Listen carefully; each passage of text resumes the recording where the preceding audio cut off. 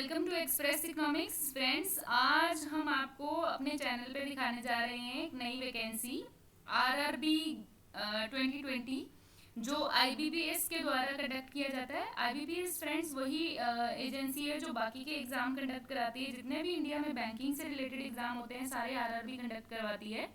तो आज हम बात करने जा रहे हैं आरआरबी ग्रामीण बैंक जो हर स्टेट के अंदर होते हैं। वहाँ पे ऑलमोस्ट 10,000 वैकेंसीज हैं। If you see there are 9,698 vacancies, मतलब 9600 से ऊपर वैकेंसीज हैं। तो आप लोग चाहें तो अपनी क्वालिफिकेशन के हिसाब से कोई भी वैकेंसी के लिए भर सकते हैं। तो लेट्स सी कि आज की डेट में आरआरबी ने जो एग्ज़ाम निकाला है उसके लिए कौन कौन सी टाइप की वैकेंसीज हैं। तो फ्रेंड्स जो ये वैकेंसी है that is for office assistant, marketing manager, treasury manager, officer scale 1 2 3 and then IT officer जो कंप्यूटर साइंस जिन्होंने ग्रेजुएशन में पढ़ा है, एग्रीकल्चर ऑफिसर जो अगर किसी ने बीएससी बीटेक एग्रीकल्चर से करा हो, फिर सीए जिन्होंने करी हो, चार्टेड अकाउंटेंट, लॉ ऑफिसर्स जिन्होंने लॉ करा हो, उन सबके लिए इस बैंक के अंदर वैकेंसीज निकली हैं। तो लेट्स सी किसके लिए कितनी वैकेंसीज निकली हैं।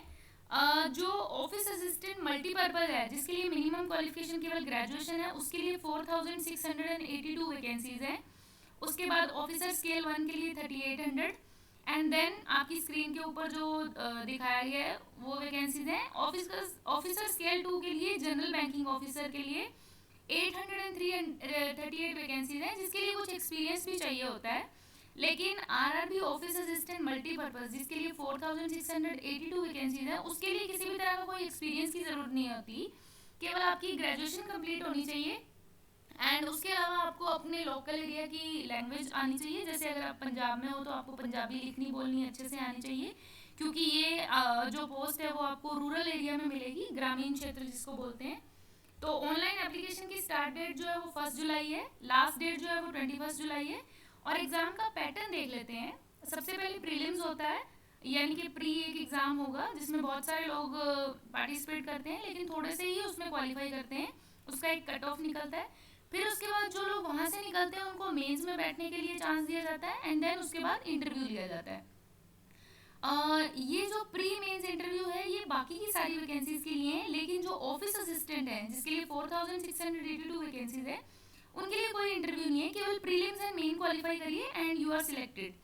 और वैसे ही अगर आप प्रीलिम्स जो है वो सितंबर या अक्टूबर में इसी साल में होगा अगर सब कुछ ठीक ठाक रहता है तो, अदरवाइज पोस्टपोन भी हो सकता है। तो वो सितंबर अक्टूबर में होगा और उसके विद इन 1 and 2 मंथ्स में रिजल्ट भी आ जाएगा और मेन का एग्जाम भी शेड्यूल कर लिया जाएगा। तो इसी तरह देख लेते हैं आगे।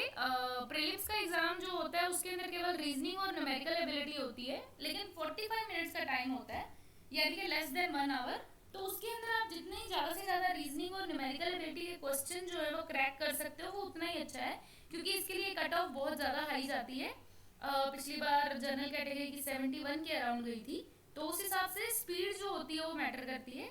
उसके बाद जो मेंस एग्जाम होता है, अगर आप प्री क्वालिफाई कर जाते हो उसके बाद जो मेंस एग्जाम होता है उसके अंदर वापस आपसे न्यूमेरिकल एबिलिटी एंड रीजनिंग तो पूछी ही जाएगी 100 मार्क्स की, 50-50 मार्क्स की दोनों। बट उसके अलावा आपको एक लैंग्वेज पेपर होगा जो आप हिंदी या इंग्लिश का दे सकते हैं। उसके अलावा computer knowledge and general awareness.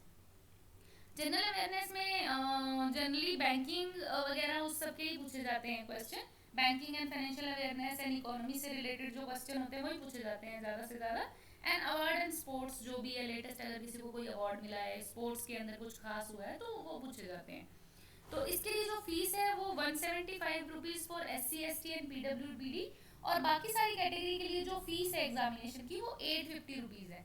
तो जो ऑफिस असिस्टेंट के लिए क्वालिफिकेशन केवल ग्रेजुएशन है और कंप्यूटर नॉलेज है।